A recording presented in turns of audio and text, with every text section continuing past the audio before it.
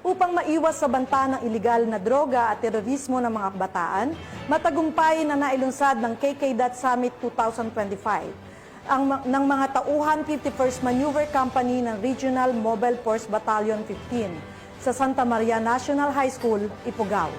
Patrolwoman Myra Beran, ibalita mo. Tagumpay na sinagawa ng 15 of 1st Maneuver Company ang KKDAT Summit 2025 na ginanap sa Santa Maria National High School sa Alfonso Lista, Ifugao nito lamang ika-17 to 19 ng Oktubre taong kasalukuyan. Ang aktibidad ay pinangunahan ng 15 of 1st Maneuver Company, katuwang ang 2nd Ifugao Provincial Mobile Force Company na dinaluhan ng mga Youth Mobile Force Ifugao, IFSU Potya ROTC Unit, KKDAT's Alfonso Lista Chapter at mga sangguniang kabataan.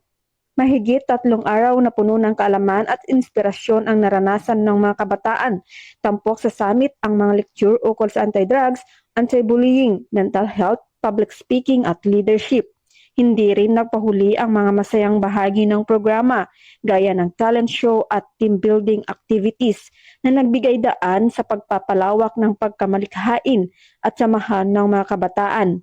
Ang aktibidad ay may temang kabataan ngayon, leader ng kinabukasan, nang handang yakapin ang kanilang kakayahan at gampanin sa paghubog ng mas maliwanag na bukas.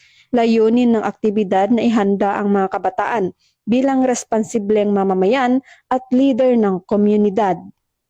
Mula dito sa Cordillera, ako ang inyong PNN correspondent, Patrolwoman Myra Beran, alagad ng batas, tagataguyod ng Balitang Pulis.